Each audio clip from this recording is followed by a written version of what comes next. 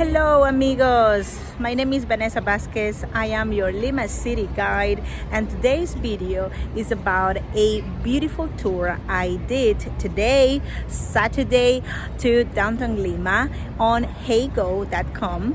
This tour was focused in the beauties of the historic center, the colonial treasures of Lima, and also the history of the extirpation of idolatries, the extirpation of the Incas faith, Incas religion by the Spanish conquistadors. How it happened, how the Spaniards were able to achieve this, and was it successful? But we're going to talk about this during this tour that is also combined with a lecture vibe. I hope you enjoyed the video. If you want, you can also follow my live tours, be part of these live tours on heygo.com/Vanessa with V and double S. And also you can follow me on my social media. I'm leaving all the information in the description box below. So see you soon, and enjoy the next video. Good morning everyone, amigos, bienvenidos, be welcome to Lima, Peru. I hope you enjoy very much today's tour. This is going to be sort of like a combination, a combined experience of a regular street tour and a lecture. And the idea of this tour today is seeing the colonial treasures of Lima, and at the same time discussing the period of the conquest of Peru, the Spanish conquest of my country, and also the process of extirpation of the Incas idolatries. Because we were called idolaters, we were considered, of course, to be worshippers of the devil initially, and our faith and our traditions were completely misunderstood by the Spaniards. We're talking about a clash of cultures. It would have happened the same if instead of Spaniards would be British, the ones who conquered Peru, or any other culture from Europe in that part of the world in the same time frame. So it happened to the Spaniards, and also the Spaniards, which were Catholic, couldn't permit the free worshiping of deities, because we're here also with a promise made to the king and queen of that time, especially we're talking about Charles I, who was the king, the ruling king in that period. It was the promise to make this territory, this Hispanic America, Catholic. So we're going to talk about how it ended up being. Was it successful? So we're going to discover it all during today's tour. It is a cold morning, by the way. Let me show you how Lima woke up this morning. So we are in winter. You are now experiencing the warm days of almost summer. You are getting into the summer season, and of course we in the southern hemisphere are saying hello to the winter time and to the gray days of Lima. Hi Adrian, hello. So today's tour is about the colonial heritage of Lima, the colonial heritage of Peru, and also we're going to talk about the extirpation of the idolatries, which started officially in the 17th century, the 1600s, but we're going to talk about how the period of the conquest was very important, and the way how the Spaniards try us to digest this new faith, and how later it was necessary to create the extirpation of idolatries. So my friends, first of all, we are giving a look to a hill, which is one of the most important, one of the most famous of Lima, because we are seeing a overcasted sky today. Is very humid, by the way, today. Not extremely cold, my friends. It might give you the idea of today Lima is very cold, but no, not really. The temperature today must be around 17 or 18 degrees Celsius. So you can see how people are going out. We Limanians love warm days. We are not used to honestly extreme temperatures. Lima is almost a perfect city in terms of climate. Never rains too much. We just have a little drizzle in the winter days. You can see with some guys here with short sleeves. So basically, the temperature of Lima varies. The coldest day is 15 degrees Celsius to the hottest day, 30 degrees Celsius. So almost a perfect climate. And we just have two seasons, my friends. We have summer season, which is beautiful blue skies, like a permanent spring, really beautiful. And we have approximately 4 months of this climatic condition a year, which is this gray sky. But the gray sky you see here is just for a few months, and also covers Lima with this veil of mystery during this period. This is, by the way, not fog. And now I'm really happy to see that the hill in front of us is opening. And this is very unusual in this season. I came here with big faith, honestly, to this location, because some minutes ago we could see nothing. But now we see at least the profile of the Andes. And talking about the extirpation of idolatries, we have definitely to talk about the time before the coming of the conquistadors. How was the faith of the indigenous? We used to worship mountains and used to call them apus. All the natural formations that were sort of like beautiful, special, unusual. It could be just simple rocks. It could be caves. It could be springs of water, were considered to be important, and one considered to be what we call nowadays huacas. Huaca means a shrine. It's a sacred place. We know that the hill you see here, St. Christopher Hill, called like that, of course, by the Spanish conquistadors. St. Christopher is the saint of the travelers, by the way. And it's a saint that is nowadays not officially a saint. It's sort of like taken out of the list of the saints of the Vatican. But for a long time, it was the saint of the travelers, right?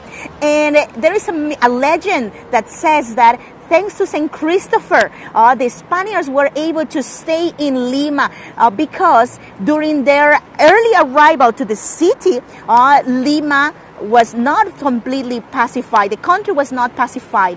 And a group of Spaniards Incas tried to cross the river that you see here. This is Rimac River. This is also a Quechuan word. Rimac comes from the Quechua word Rimay, which means to speak. So the river used to be an oracle itself for the indigenous. This river gave information to the indigenous about future events or answer questions to the indigenous through, of course, the mediation of a priest, an indigenous Incan priest who possibly, after using hallucinogenic plants such as the San Pedro or some other plants that were used back in the pre-Hispanic times, so during these hallucinations, he was able to foretell. So Rimac River, the river who spoke to the people of Lima, was the barrier between the Spanish conquistadors that were settled here in this early Spanish settlement on the side where I am standing, and on the other side were the furious Incas who wanted to take back this city. So the story says that miraculously, every time the Incas tried to cross the river, a big current of water emerged, killing them all. They tried to do it several times, and they were not able to accomplish desires. So, thanks to this miracle, and thanks to the protection of St. Christopher, the Spaniards could stay here. That's a legend, of course, but that's why the city's hill, this one here, that is nowadays, it's like a curtain, it's closing, it's called St. Christopher. So, something very important, and now I'm going to show you some images. So here you can see an image representing or describing my Incan ancestors, I also have Spanish ancestors, of course, as most Peruvians have. So my Incan ancestors worshiping the sun, worshiping the natural forces, right? So this was not the only culture who worshiped the Mother Earth, for example. Actually, the first societies, the oldest societies of the history of the world were worshippers first of female entities, of entities that were connected with the earth. And this is the case of the Incas. The Incas were not focused in fighting for dominating vast extents of territories. They had a different focus in terms of expansion, of land expansion. And that's also why they kept alive a lot this connection with the female entities, female forces, and also mediation of female shamans, shamaness, priestess, something that the Spaniards did not understand, that the Europeans were more focused in, war. And naturally, when you have a culture that is focused in war and expansion, what dominates the most is the male forces, right? But because of the idea of the masculinity. So this is an image that was made in the early 17th century by a indigenous Peruvian man. His last name was Poma de Ayala. So he made different drawings about the worshippings of the indigenous. So you can see here, for example, the Inca. This is the representation of the Inca worshiping the sun, right?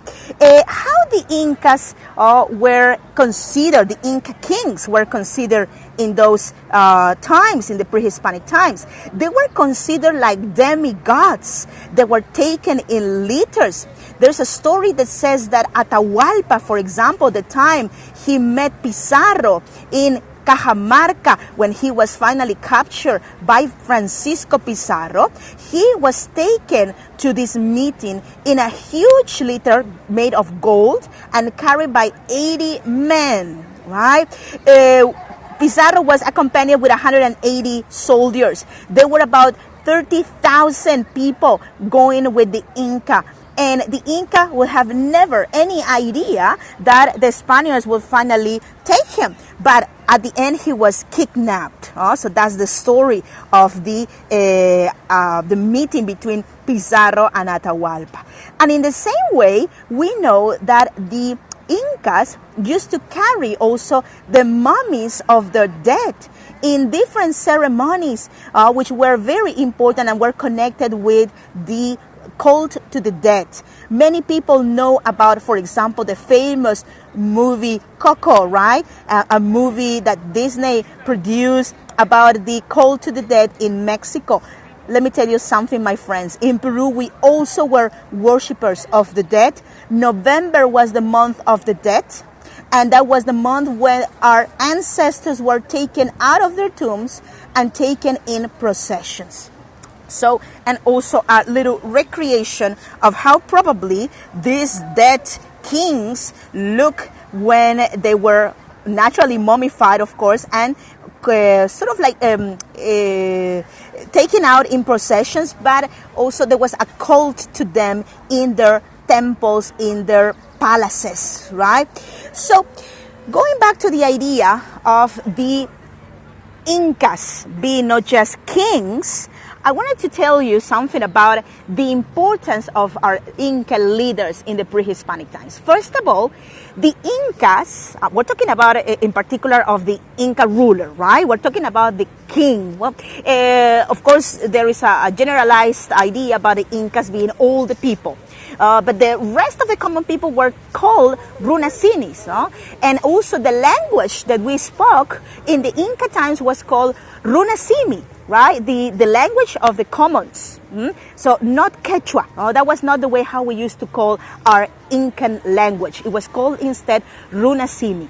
So the Inca king, the Sapa Inca, was considered sort of like three persons in one.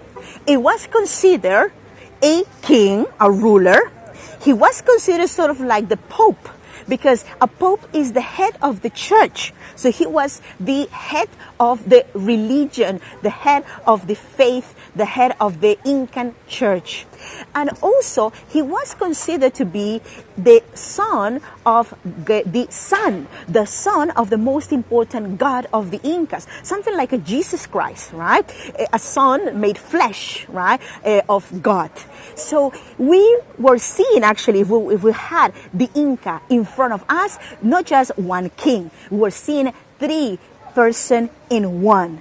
So the Spaniards, when they met the Inca, that time in the year 1533 in Cajamarca, they of course did not pay the respects that the Inca was used to be given. Many people say, how come the Inca, presented in a plaza, because this is the way how it happened, presented in a plaza where there was basically no particular protection for him, and there were no huge amount of soldiers. The people were just surrounding the city, and he sort of like was too much like laid back, too relaxed, basically, to present in the plaza in front of these bearded, stinky Spaniards, right? So probably because he never imagined the Spaniards will strike an attack and will kidnap him, because he was untouchable, right? So this was the clash of ideas and cultures and perspectives about things. So now, in the distance, where I was trying to show you a little bit like from up and then we're going to go down, the profile, the external section or facade of one of the most important churches we have in Lima. This is the Church of Saint Dominic.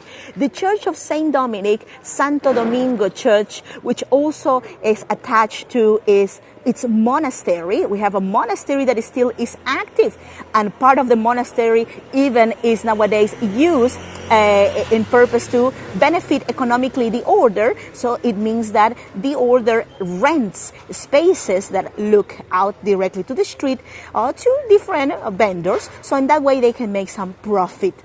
So, but all of this section you see here belongs to the order. So the Church of the Dominican Order is one of the most important colonial constructions we have in Lima. It started to be built in the year 1535, the year when the conquistadors came to Lima. It was a time, of course, of big changes in the city, changes in the world of the Incas, in the minds of the Incas, because they were forced to rapidly assimilate a new faith. The king, Charles V, considered the indigenous sort of like not as inferior in terms of, say, race as the African slaves who were treated pretty much like, let's say, like animals sometimes. But there was a terrible discrimination in terms of their color, their traditions, their faith.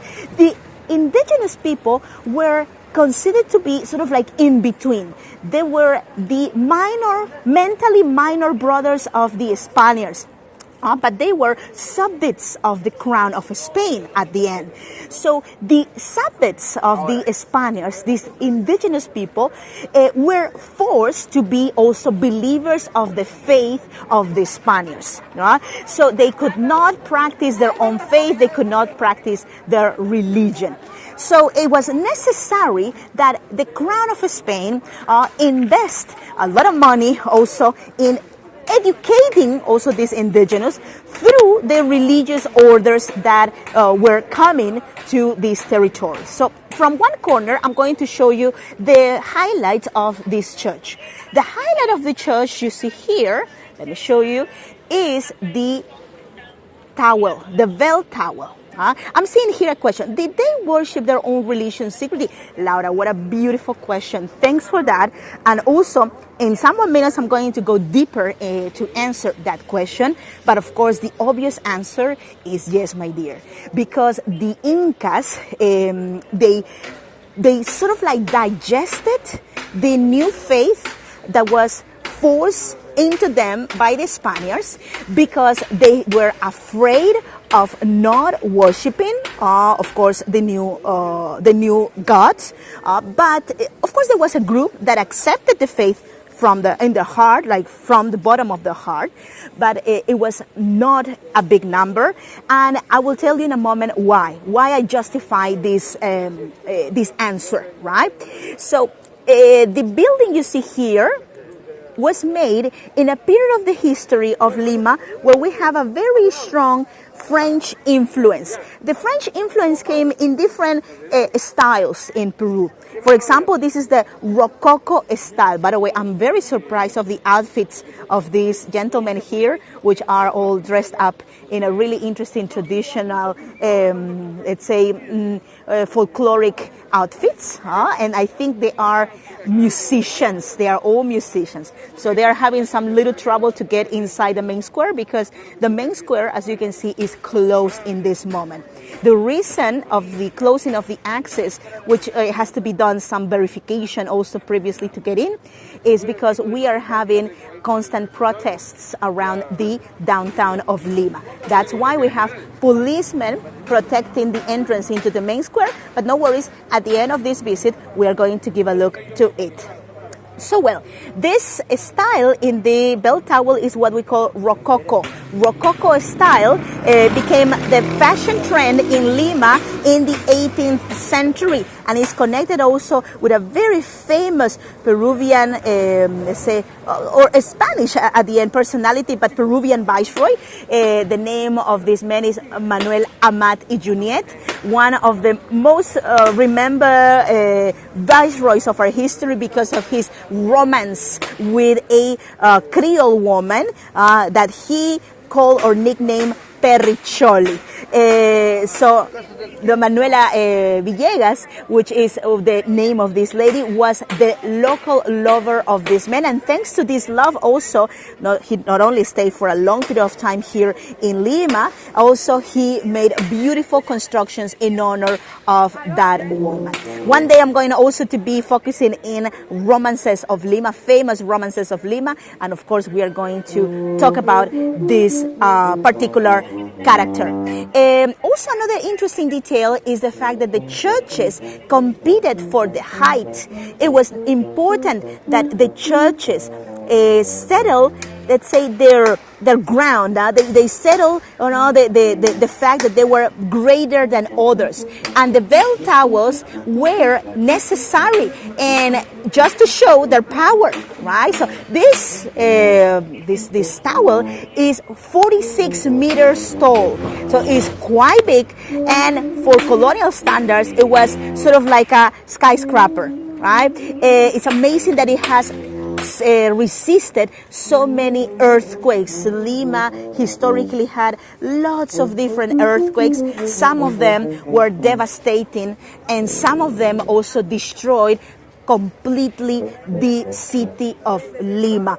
I remember, for example, the earthquake of, from the history I read, the earthquake of 1746. That earthquake was so bad that from about 5,000 constructions, houses we had in Lima, only 25 remain standing after that catastrophic earthquake. And the wooden balconies also show that some of them had to be remade, rebuilt, modified to resist new ones, right? The wooden balconies also are a very sophisticated decorative element of downtown Lima, and they are sort of like the most famous signature of the colonial architecture. Yes, Adrian Marek is here with me. By the way, Marek is my husband. He's my bodyguard today. And he's always with me on my tour. Say hi, Marek. Hello. So we are both tour guides, so we love history and we love to share this historic like colors of Lima in our tours. So also another important thing about the faith of the indigenous, and now we are getting into the time of the extirpation of idolatries. There were different times in the history of Peru in general when the Spaniards tried to eradicate the faith. We have to mark in particular two times, right? One of them is the early period after the conquest. We're talking about a few years after the arrival of the Spaniards. In the year 1532 is when the Spaniards came, the conquistadors, the Europeans came to Peru. So that was the time when officially was initiated, of course, this campaign of eradication of the faith. But it was not possible to be done by a group of soldiers, right? They didn't even practice correctly sometimes their faith, and even many of them were not Catholic. We know that many of those soldiers were or came from Jewish families. So they were new conversos. They were escaping from the atrocities of the Inquisition in Spain. So it was not really, let's say, proper that these soldiers would educate the indigenous, and they were really not doing so with their example. So later on, the Crown of Spain decided to send the religious orders, right? Although, of course, initially Dominicans came with Francisco Pizarro. The Dominican order was very important. That's why you saw their church is fascinating. It's really beautiful and big. So, although this order was here with the conquistadors and Francisco Pizarro, the Dominicans were not the only ones who came to the rescue, right, of the souls of the indigenous. We have, for example, the famous Franciscan order, right? Franciscans, also very important order. And we have another order, the Augustinians. And we're going to see in a moment the Church of the Augustinians. So you're going to have an idea how important the order of St. Augustine was here in Peru, right? So the first orders who came to the rescue, of the souls of the indigenous, were the Dominicans, the Franciscans, the Mercedarians, the Augustinians, and the Jesuits. So 5 religious orders. Then after we had several more. But with those 5 also, in this fight for sort of like gaining a bigger presence, right? A fight of egos at some point. We had really a lot.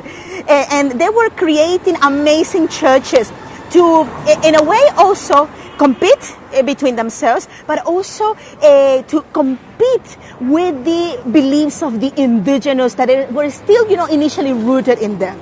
The churches that you're seeing here, of course, were not the first ones made in these locations by these orders. They were more modest churches initially. They were not in the way you're seeing nowadays, these churches. They were made of wood in some cases, or some of them were made in stone. But the stone was not resistant during the earthquakes. So you can imagine that, unfortunately, these materials did not survive well after the tremors.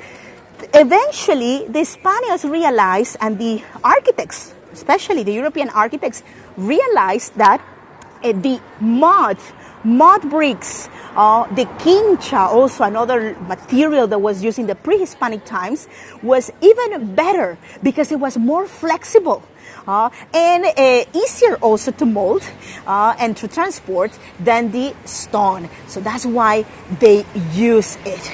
Adrian, thanks for your comment. Speaking of Jews, Tom and Krakow is doing a tour today about the the Jewish evacuation, if you guys interested. Thank you. Thanks for letting me know. I have to go to see Tom. I haven't seen him in a while, by the way. So thank you so much for sharing that. And also, my husband, Marek, he's Polish Peruvian. So we love to see every once in a while Poland, how everything is happening there, how Poland is doing, how Warsaw is doing. So here I want to give you a chance. Thanks, Adrian, by the way. I want to give you a chance to see the facade in detail of this church before we head in direction to the main square. So we're going to wait to the cars to stop, because in Peru, by the way, let me tell you, my friends, priority is not for the pedestrians. Priority is for the drivers. I know it's like crazy, but it's the truth. By the way, thank you so much to my 16 friends that are here in this tour today. Thanks for your participation. Thanks for coming to Lima virtually. It really means a lot to me that you are spending your morning or maybe your afternoon with me. I do tours in Lima about, different things. Some of my friends present in the tour know already. I do lectures from my home. Thank you, Laura. Muchas gracias. Thank you, Marilyn. Gracias. Thanks for your tip support, my friends. I do also cooking classes every once in a while. My wish is just to make Lima a little bit closer to you, a little bit more easy to understand, right?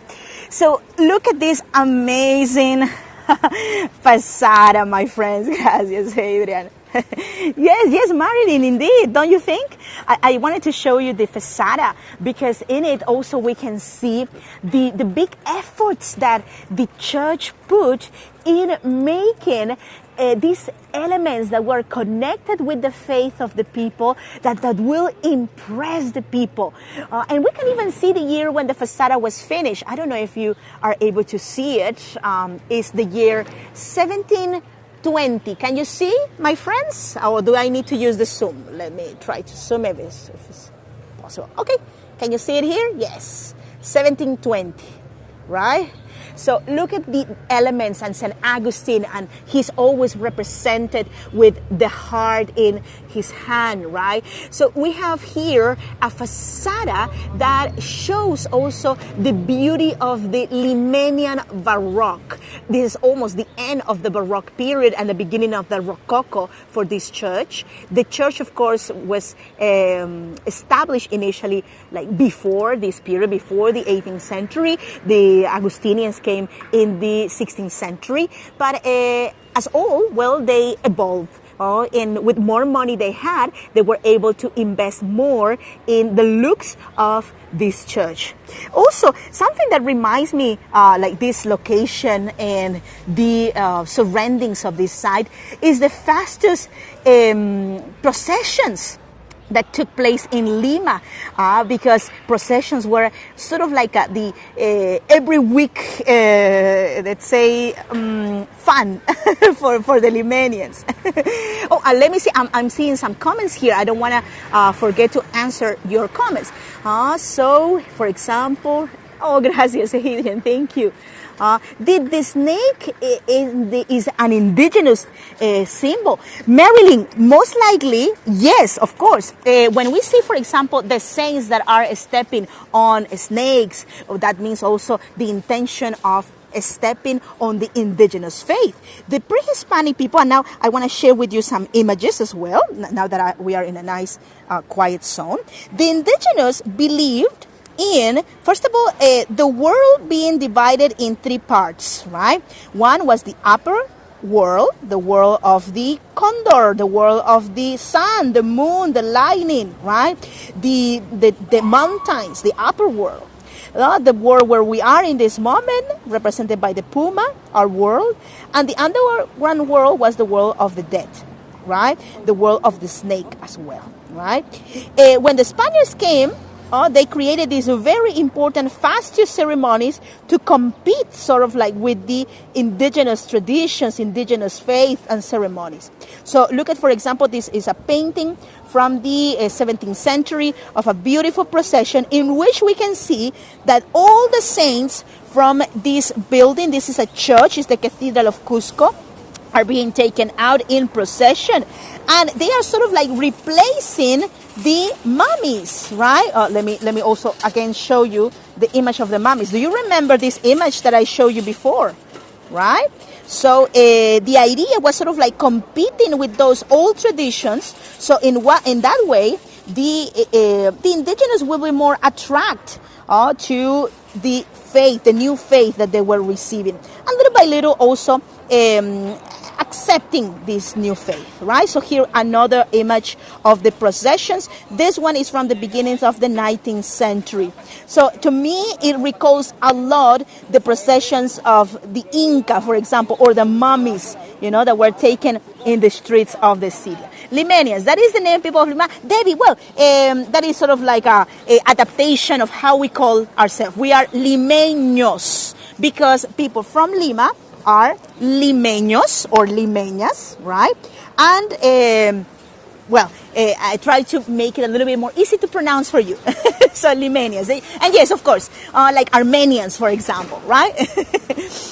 So did this say, sorry, that I think I answered that question. Thank you, Marion. Thanks for your question. Don't be afraid, by the way, of sharing your questions and your thoughts. So in this moment, well, we're going to talk about how effective was the this evangelization of the Spaniards. Was it effective, or was the fear that they were causing, pushing the indigenous into a new faith, effective at the end of the day? Let's say, were they really truly accepting the faith?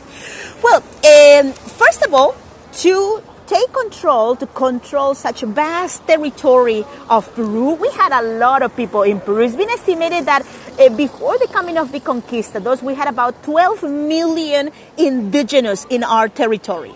12 million. Nowadays, we have 33 million people in Peru. So the Inca was able to control a vast extent of territory thanks to the so-called Inca Trail, this network of trails that connected really well the capital of Peru of that time, Cusco, with other cities. Also, when the Spaniards came, of course, the numbers of indigenous decreased terribly because of the diseases of the Spaniards, in particular the European diseases, but still Peru was a big country with a lot of influx of people from Europe and also from Africa. So in order to control and to educate or re-educate these indigenous into this new faith, it was necessary to bring also educators, which were in most of the cases priests, which were paid or given some benefits to overlook this new education given to the indigenous. They were very, very tough on the indigenous. Sometimes we know of mistreatments, we know of punishments done to the indigenous. So from one day to another, many indigenous started to convert and accept the new faith, right? So the faith was accepted in different towns. The huacas were moved away and crosses were put on the hills. Crosses were put on the caves, on places where originally the indigenous worship, right? So the first look was that this was effective. It was an effective evangelization. So in Spain, everybody was very happy, and they saw this as a big triumph. Even Lima, the capital of this territory, was all covered with religious images and symbols, processions every weekend, and sometimes could be even every day, right? People saying, of course, they were Catholic, and the indigenous, of course, showing that, faith, right? But what happens is that there was a priest who discovered in the Andes of Lima, very close to the city, to be honest, some indigenous worshippers that were worshiping huacas in the beginnings of the 17th century. Can you imagine that, right? So the church immediately noticed about this, and also it was necessary to do some action. So here, I want to show you something really interesting. This is a document from the year 1621, made by priest Pablo José de Arriaga, in Spanish, in Old Spanish, about the extirpation of idolatries of Peru. So this is his conglomerate, this is his summatory of the extirpations of idolatries of this land that took place between the years 1609 and 1612, right? So this was a time when there was a witch hunt, I think you will call it, of indigenous, and which they were discovered actually by the church keeping huacas behind images or paintings of the saints. Can you imagine that, right? Oh, sorry, Laura, I didn't notice your question. I'm holding here my other computer, so I didn't notice. Let me check on your question. Was seed marriage between indigenous and Spanish allowed back in the colonial times? Laura, yes. Initially, of course, the Spaniards wanted to keep pure the blood of the Spaniards, of the conquistadors who were coming, but because they saw in Peru a nobility, there was an Inca nobility here. Also, there was a nobility in Mexico, in the territories that were called New Spain. So they saw as beneficial also some unions between the Spanish and the people of nobility, the indigenous of nobility. In Peru, for example, the mixing of bloods was something very common. This is what we call mestizaje. So the mestizos, we are, by the way, all Peruvians mestizos in a way, because we are a mix of bloods. We have Inca blood, we have Spanish blood. So, and being mestizo, it also is related with the culture, right? But the mestizaje, the cultural mestizaje, was finally possible after this painful process that we are talking about, right? Because we can see from the resulting of this lecture that initially the indigenous tried to keep the forms to not have problems with the Spaniards. But a miraculous, like conversion never happens, especially in a land where you have these rooted beliefs about your gods. You cannot forget your gods that easily, right? So this is why the Spaniards, finally completely disappointed, realized that something they believe it was, a successful conversion was in reality just something from the mouth out. So the extirpation of idolatries used lots of hurting. Even there was an auto de fe, my friends, an auto de fe. Have you heard about the word auto de fe? Let me know with a thumb up if you have heard about it. I would love to know if this is something someone of you know, Laura. No problem, no problem. Adrian, yes, of course. Maybe you've been in one of my tours too, right? So what is the auto de fe, my friends? The translation of auto de fe, a literal translation will be act of faith, right? So the auto de fe was a ceremony that was conducted by the Inquisition or inquisitors in Spain originally, or in Portugal, to burn like witches, to burn Jews, to burn anyone that was not practicing the faith. But it was not like you will be taken, because maybe you were a foreigner, you were a Jew, right? And because they found you, for example, they would kill you. No, it had to be a person that said was Catholic, and was not. Right, a person that was a converso that continued practicing this religion illicitly, and that's how people ended up being killed in autos de fe. So here in the Plaza Mayor, this is the main square of Lima, by the way. So I hope you are liking what you are seeing. This is the heart of the city. Today closed because we have some protests and manifestations, demonstrations near the square. But basically, the main square of Lima is the heart of the city and the place where an auto de fe took place, in which the huacas of the indigenous were burned.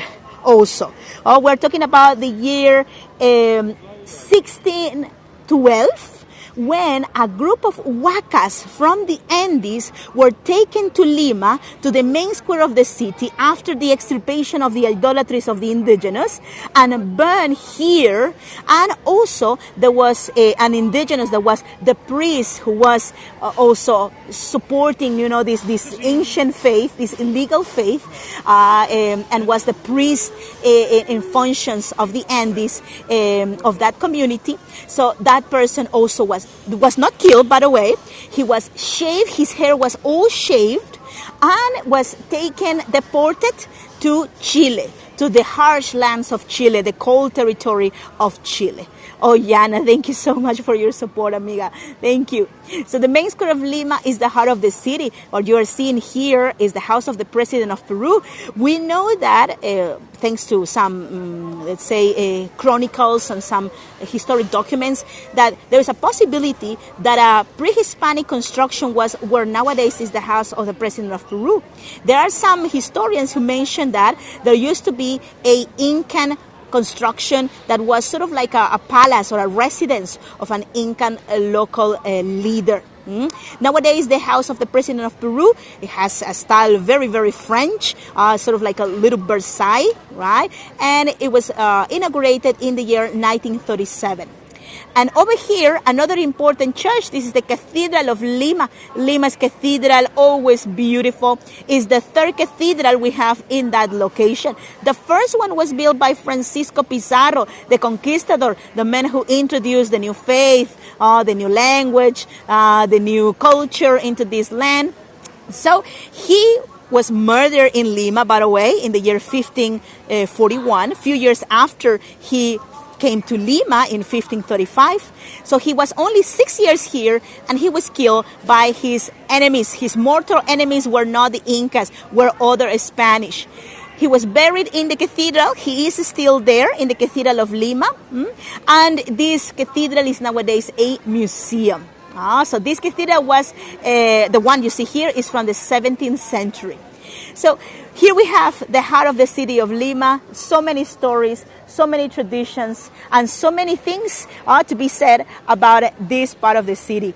My friends, thank you so much for your participation. To my 19 friends that are here with me in this moment, in this live stream, muchas gracias. It is such a big pleasure to be your guide, to be your Lima City guide. And every time you're going to see tours like this one activated, there will be tours combined with lectures. I also do lectures from my home about different history, parts of Peru, like pieces, experts of the history of Peru. And there's one coming also about the extirpation of idolatries. We're going more like in detail from my home to talk about this, and a movement, a revolutionary movement of indigenous who stand up against this, let's say, this fight of the Spaniards for extirpating these idolatries from the bottom. We also had an indigenous response to that. So if you want to know about this upcoming event, first follow me, please. If you haven't followed my channel yet, there is a button in the upper part that you can activate. You can follow. You can see also all my upcoming tours. I'm going to be doing tours like this constantly. And well, thank you so much for your participation. Also, don't forget to share with me about your wishes for upcoming tours. If you want to hear about something, I do also Mysteries of Peru. We talk about alien mummies of Peru also in one past edition. So you can also ask me. Don't be shy, just suggest, because that's the way how I can also make more tours and also make them fun and entertaining to you all. Thank you so much to my friends that are giving me a tip, by the way. Gracias, Nancy, Debbie, Adrian. Thank you so much, amiga. Would you be doing a tour of the modern Lima in the future? Yes, of course, Debbie. I'm going to be, I have done lots of tours also of Barranco, Miraflores, San Isidro, but I'm going to be also going back to these tours, and we'll combine them also with lectures. So in that way, people that have done those tours before can also come back, because there will be also other elements added. So it's going to be like refreshing the tours again. So muchas gracias, Debbie, by the way. Gracias, Helen, for following. Looking forward to the, gracias. Thank you so much. I hope you enjoyed this tour today, and it's always a pleasure. If you can, please follow also my YouTube channel. I have some recorded lectures from home that I will not be repeating. That's why I have recorded them. So you can visit those. All the information is in my profile here in my biography in Heygo. So Heygo is so nice that they have allowed me also to share my personal contacts. Once again, thank you so much to Heygo for allowing me to do these tours. And thanks to you for permitting us to continue doing these events for free. They are just tip supported, so you can support us anytime you can. So all the best to you. Have a lovely weekend. And well, God bless you all. So, gracias.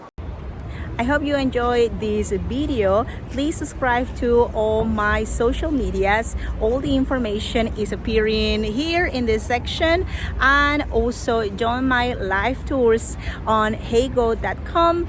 There you can also support my work with a tip, and if you want to adopt me as your permanent tour guide, you can help me also with a tip monthly on Patreon. So Patreon is a platform for content creators, and well, it has been also a really big, very important support in especially the most difficult COVID days for me. So all my Patreons are helping also to develop more content in my YouTube channel.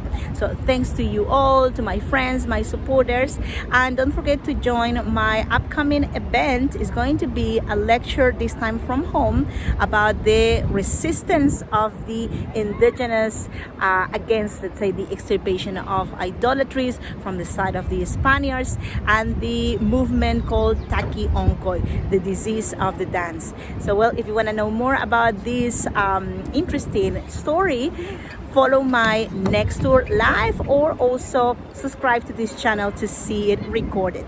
Take care, and best to you all. Bye bye.